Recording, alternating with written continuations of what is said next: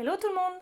Aujourd'hui, nous nous retrouvons pour parler du fer, de son rôle dans l'organisme, de ses dosages, de ses symptômes de carence, mais également d'excès, et où en trouver dans l'alimentation. A tout de suite! Le fer dans l'organisme a différents rôles. Le premier, c'est de transporter l'oxygène dans le corps, c'est-à-dire sur les différents tissus qui le composent. Le fer transporte également la myoglobine, qui, elle, permet une respiration musculaire, donc très importante pour les sportifs. Le fer participe à de nombreuses réactions enzymatiques nécessaires à la respiration des cellules. Le fer participe également à la synthèse de l'ADN et de plusieurs neurotransmetteurs. Le fer joue également un rôle primordial dans l'immunité de l'organisme. Il diminue les effets du stress, il accroît la résistance physique.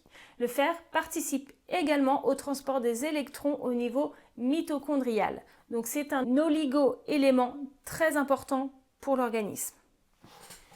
Le corps humain contient 4 grammes de fer, plus ou moins. Donc 4 grammes, c'est pour un homme. Les femmes en contiennent moins. Les réserves du fer sont stockées dans l'organisme au niveau du foie, de la rate, de la moelle osseuse et du sang.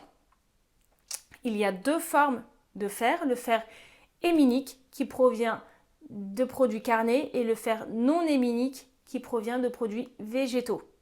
Il faut savoir que 25% du fer héminique, donc qui provient des produits carnés, est assimilable à l'organisme, tandis que seulement 5 à 12% du fer non héminique est assimilable pour l'organisme. Donc pour un végétalien, il faudra penser à se nourrir encore plus de cet oligo-élément. Afin de faciliter la fixation du fer, il vaut mieux éviter au cours du repas où vous mangez riche en fer, ou vous complémentez sinon, il vaut mieux éviter de consommer du tanin, donc c'est-à-dire du café, du thé et du vin. Le fer est à consommer avec de la vitamine C, ce qui permet une meilleure assimilation du fer. Les apports journaliers recommandés sont de 9 microgrammes de fer dans notre alimentation. Pour les enfants de 4 à 10 ans, il faut aller à 8 microgrammes par jour de fer. Pour les adolescents, entre 12 à 14 microgrammes. Pour les femmes enceintes, plutôt entre 25 à 35 microgrammes. Pour l'allaitement, seulement 10 microgrammes.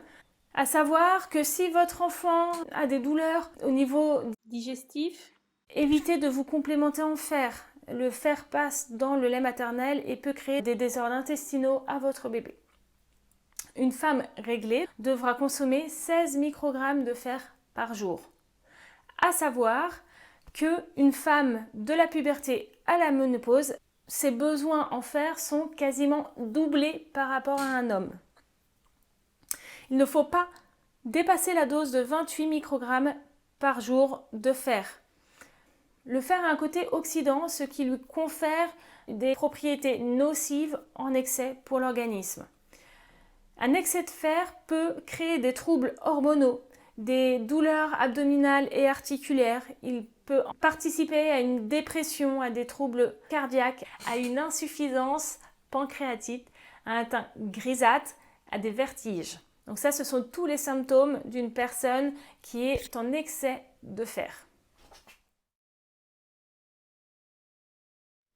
Voilà. Donc maintenant, je vais vous transmettre une liste non exhaustive de symptômes de carence de fer. Donc là, on va avoir les palpitations, l'essoufflement, la fatigue, la langue rouge et dépapillée, les maux de tête, une faiblesse en se levant de sa chaise par exemple, des cheveux et une peau sèche, des ongles cassants, un teint pâle, une œsophagie, une gastrite, peut entraîner des retards psychomoteurs chez l'enfant, donc très important à faire attention chez les enfants. Une dépression également et une diminution des performances intellectuelles.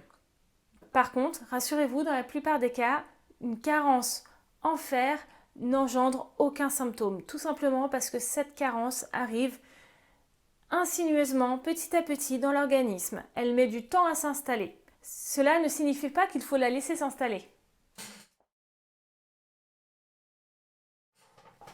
Les sources en fer sont nombreuses. Il y a le cacao, le persil, les légumes secs, les fèves, le soja de manière générale. Il y a les lentilles, les fruits secs, les épinards, les algues comme la spiruline. La spiruline, il faut savoir que c'est un super aliment. Elle contient plus de 14 propriétés différentes qui lui confèrent donc cet aspect super aliment. N'hésitez pas à en mettre régulièrement dans votre alimentation puisque la spiruline est riche en fer. De la levure de bière également contient du fer, de la betterave, des amandes, des noisettes, du vin. Et oui, le vin contient du fer. Par contre, attention, il y a également du tanin. Tout son fer n'est pas forcément assimilable ou en tout cas n'aura plus de difficultés à assimiler le fer. Il faut savoir que les légumes verts finalement en contiennent très peu, mis à part ceux que je viens de vous citer. Pour une alimentation végétarienne, vous en trouvez également dans le jaune d'œuf. Dans les produits laitiers, il y a très peu de fer. La vidéo sur le fer est terminée. Je vous encourage à regarder et à télécharger le PDF où vous aurez toutes ces informations-là. Si vous avez la moindre question, n'hésitez pas à me contacter soit par mail, soit en commentant cette vidéo en dessous. Ou alors, vous pouvez me contacter également sur mes pages Facebook et Instagram Veggie Avenue. Je n'hésiterai pas à vous répondre dans les meilleurs délais. Je vous souhaite une très bonne fin de journée. À bientôt. Au revoir.